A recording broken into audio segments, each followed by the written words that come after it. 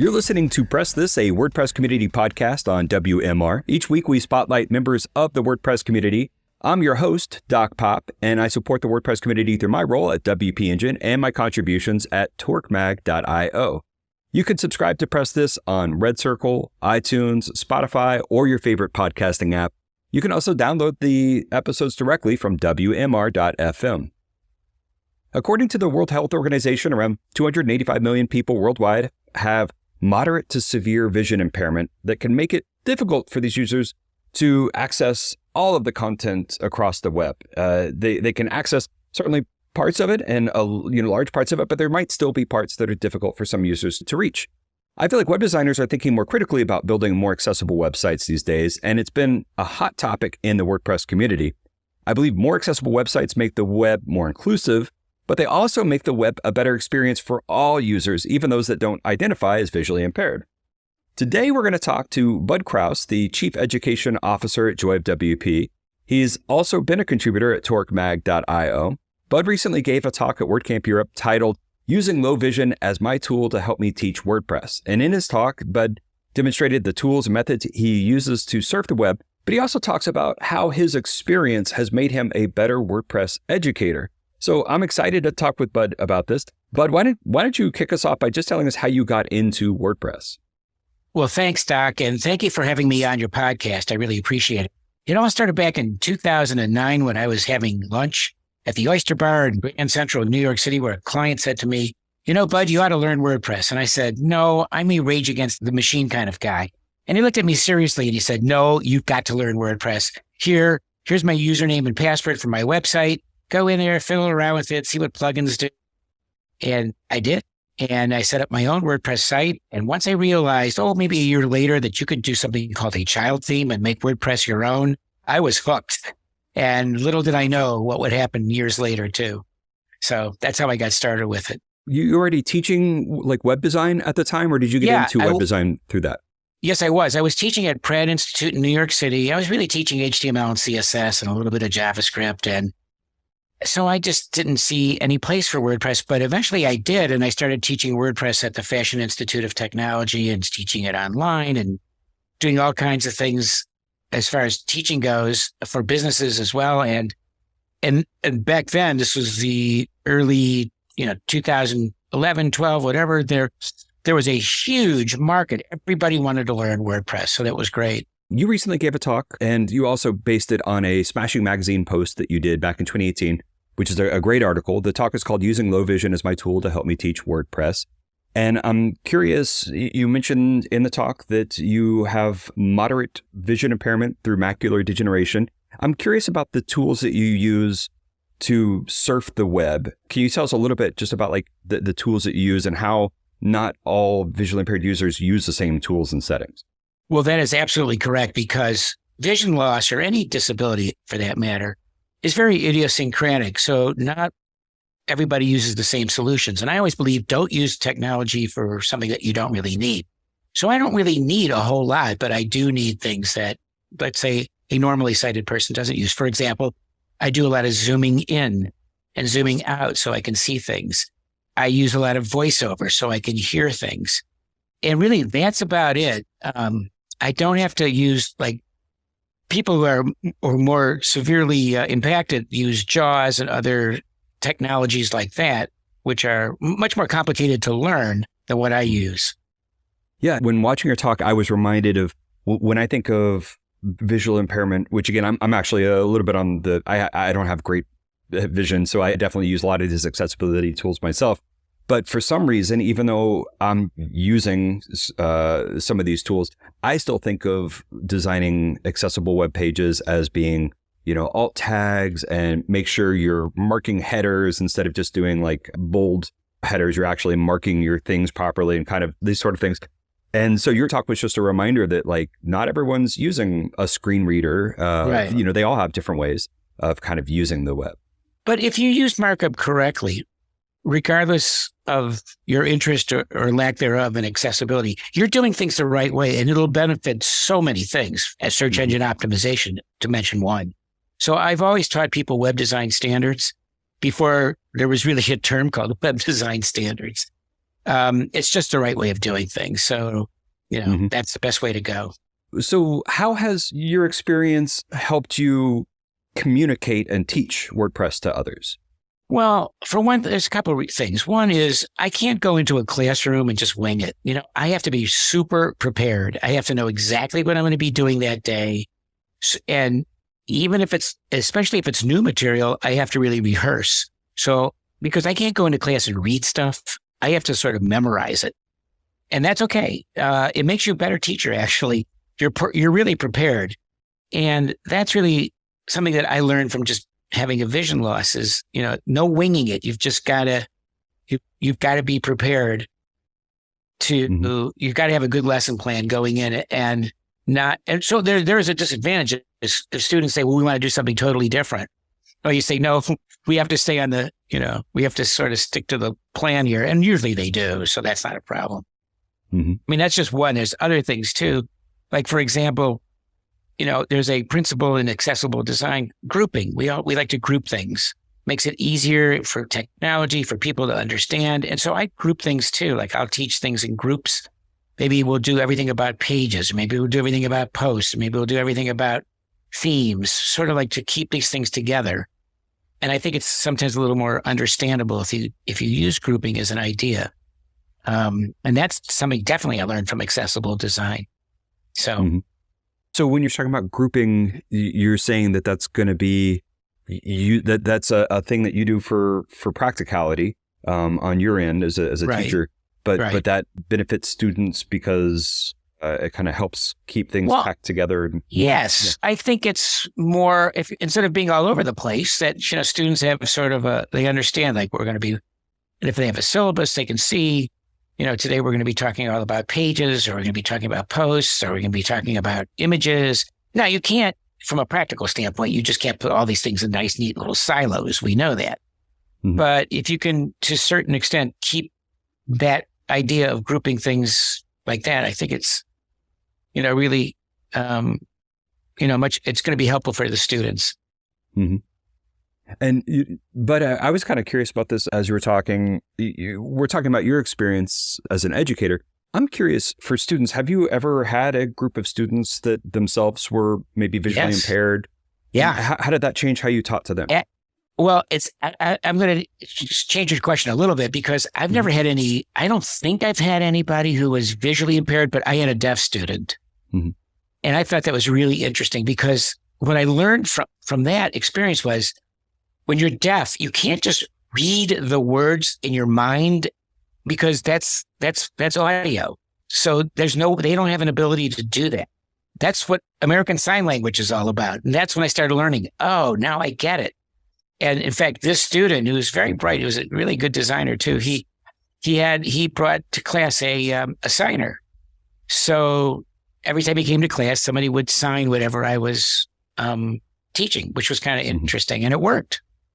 But so that I'd actually I thought that was a really interesting experience. I also tried to teach somebody who was severely impaired from a cognitive standpoint, from a visual and auditory standpoint, and it was impossible. It was really, really tough. So it's I want to say there's only so much you can do.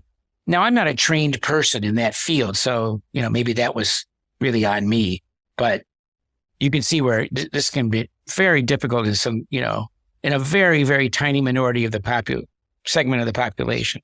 But there are people that are severely impaired who want access to the web. And, one thing I've learned over time is if you make things accessible for people like me, you'll make it better for everybody. And that's really, to me, the key to accessibility, which is really, who cares about making websites for me? Don't you want to make it better for everybody else? And the answer is yes. And the way to do that is through accessibility. Yeah, absolutely. The analogy I always appreciated was when they built sidewalk ramps for wheelchair users, it ended up benefiting everybody. If I sprained my ankle, now I had an easier way to get down. If I had a baby and I had a stroller, it just sort of makes the experience better for everyone. Absolutely. And it's the same thing with curb cuts, that kind of thing. I mean, don't we want curb cuts? It's just so much easier to step off a curb or ride a bike or whatever. Well, sure. And also to, wheel somebody down in a wheelchair, same thing. Again, the concept of making things better for everybody. If I could say one thing one thing I always, because of my vision impairment, I sort of look at it as a gift, actually, in that I can see things about accessibility and usability that other people can't see.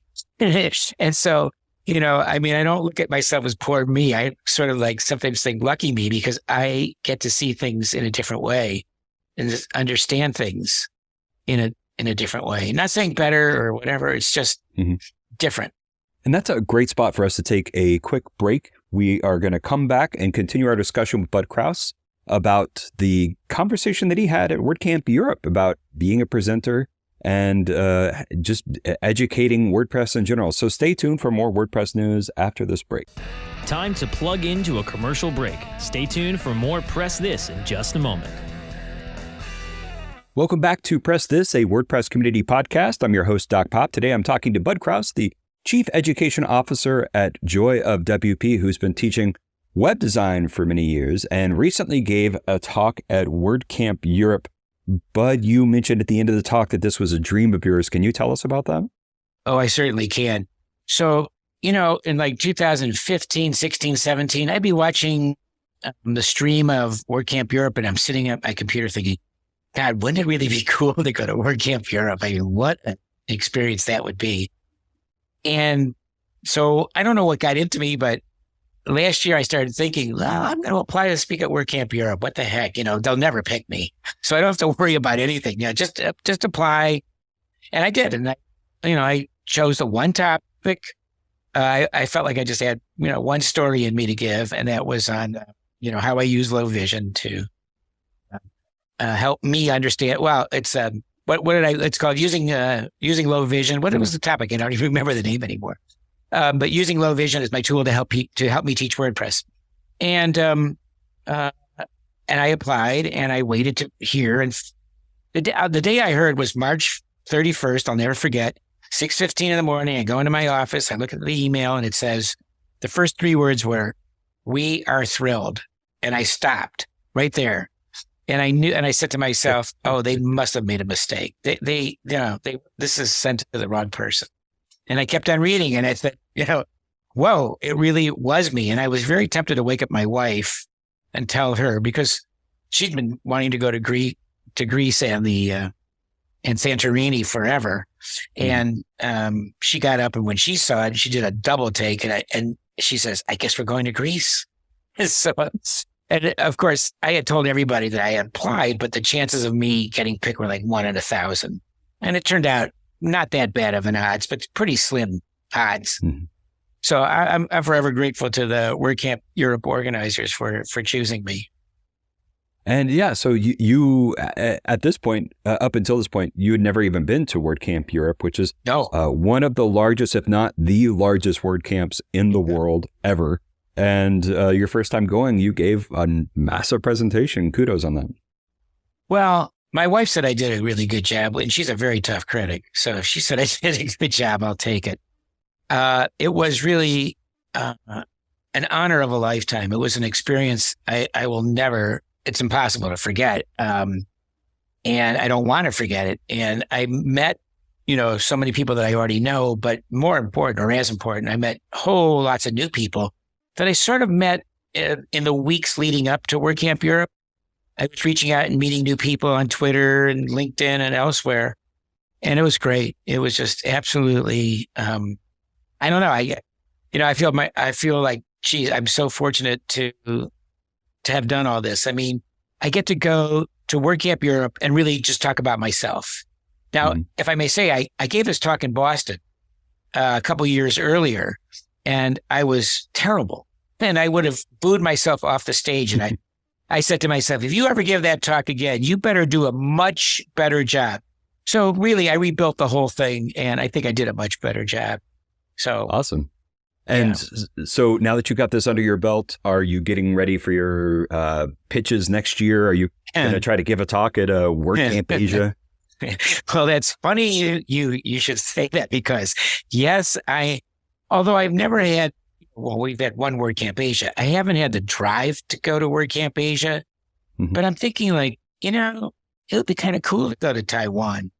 So I am starting to consider, but that I'm thinking like, well, what would you talk about? Well, I have actually two ideas. I mean, the one I gave at WordCamp Europe is definitely one of them, but would they cross-check to see if I gave that talk already? And who knows, what's the harm in applying? There's nothing, no harm at all. And, I have to say too, when I applied to speak at WordCamp Europe, I really spent like no time at all putting the topic together because I just felt like, why waste a lot of time here? They're never going to pick you. So it happened. Well, let's come back a little bit to your experience as a web designer and someone who's been using the web for a long time and got into WordPress and really found home here. I'm just kind of curious, as a visually impaired user yourself, how do you feel about WordPress as a tool for other users? And have you heard from other members of the community about their experience? Yeah, fair question. I am not at all plugged really into the WordPress accessibility community. I'm just not because I don't know. I know, I'm a stakeholder, but it's like not the thing I don't really, you can see I'm kind of struggling to articulate this. I don't really consider myself impaired. I mean, I know I am, okay? And I'm not really terribly interested in, listen, in the year 2000, I was teaching a course at Pratt Institute called Accessible Web Design. So it's not like I've never heard of this stuff, okay? I mean, I was teaching it when browsers didn't support it. People didn't know what the heck I was talking about. Why would what does that mean? Accessible web design. So it's not like I don't know the subject, but I am not an expert in, I couldn't tell you all the ins and outs of the Web Content Accessibility Guidelines 2.1 or whatever it is now. Although I know it exists and I know the fundamentals of it. What was the question? I'm sorry. No, that wasn't what I meant. I'm a stakeholder and it's a subject that interests me. And I certainly know when something is not usable or accessible, and there is a difference between the two. But it's not something that interests me, let's say, on a professional level. So I made the decision quite a while ago that I wasn't going to, become an expert in accessibility for the web. And I'm not by any means. So can I tell you all about how accessible Gutenberg is? No, I cannot tell you. I've heard lots of things and I have not heard good things, but I'm not an expert at all. So I don't feel myself qualified. Whenever I see something that I think is just terrible, I'll say something to somebody in the community, but that's about it. I don't look at myself as, accessibility is not a specialty of mine. Let's just say that, but I certainly have familiarity with it. That's a good spot for us to take our final break. And when we come back, we'll talk with Bud a little bit more about some of the other projects he's working on and some news he might have in the future. So stay tuned for more WordPress news after this quick break. Time to plug into a commercial break. Stay tuned for more Press This in just a moment. Welcome back to Press This, a WordPress community podcast. I'm your host, Doc Pop. Today I'm talking to Bud Kraus. We've talked about his experience teaching at WordCamp EU and his experience as a WordPress educator for many years. And now I want to talk about the things, Bud, that you're working on now. What are some of the projects that you have going on this year now that you got that talk out of the way? Well, one thing I have to say is, before I get into, I'll tell you in a sec, but I am not a site developer, okay? So I don't have projects like that. In fact, I call myself a reluctant site developer. What I am doing these days, and this started about 6 months ago, is providing WordPress content for WordPress businesses. So a company like InstaWP will say, will you do some videos on something like how to convert an Elementor site to Gutenberg? Sure. Or will you create a course for us? Let's say this is OS training that has a lot of training on WordPress courses. And I just finished something called Elementor 101 for that. Or will you write blog posts? Like right now I'm working on, or about to start one for GoDaddy which is about how to use ChatGPT to spin up a custom post type plugin, which is really cool. I mean, I just love that. And it really points the way of how WordPress will, or how developers will work going forward. Now, I'm not a developer, but what's so great about it is you really don't have to be. You just have to know how to use the prompt in ChatGPT and then maybe how to do some edits in the code, but it's not very difficult. It's very cool. So I'm excited about doing that. And other projects like I will be doing a webinar for, or presentation. I don't like the word webinar. Presentation for the Learn WordPress initiative on using it's called demystifying the navigation block, which everybody seems to be struggling with for good reason, if you ask me. So I'm always looking for opportunities to either write, create videos, any kind of WordPress content for WordPress for WordPress businesses. So that's going to be my thing from now on.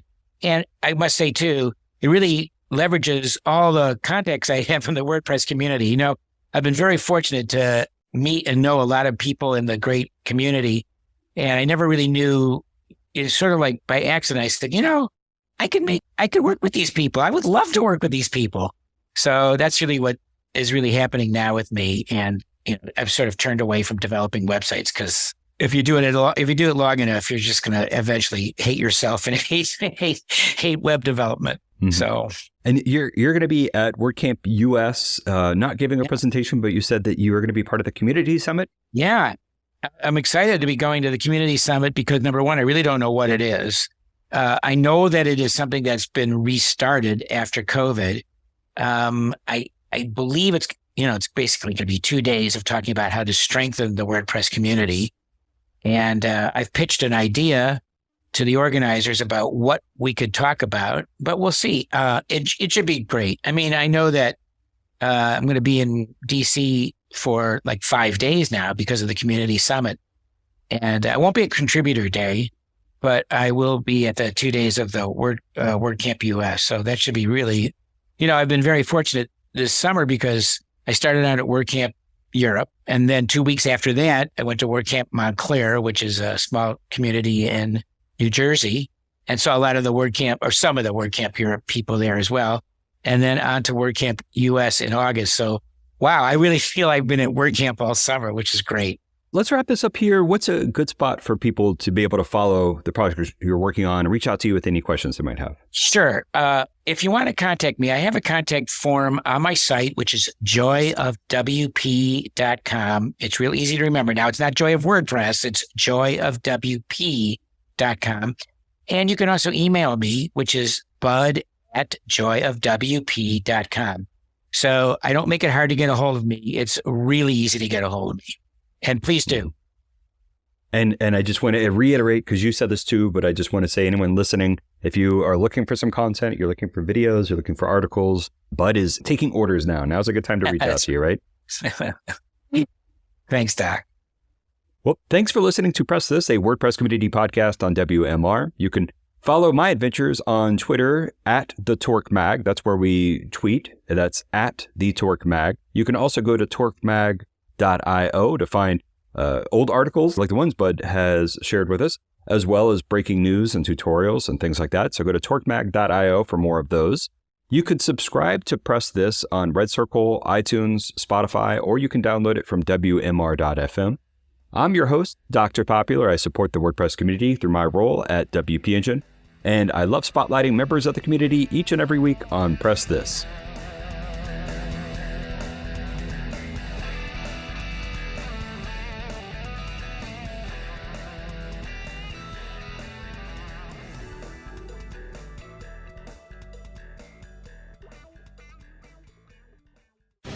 The opinions expressed on this program are those of the guests and hosts and do not necessarily reflect those of webmasterradio.fm's management or sponsors. Any rebroadcast or redistribution without authorized consent of webmasterradio.fm is prohibited.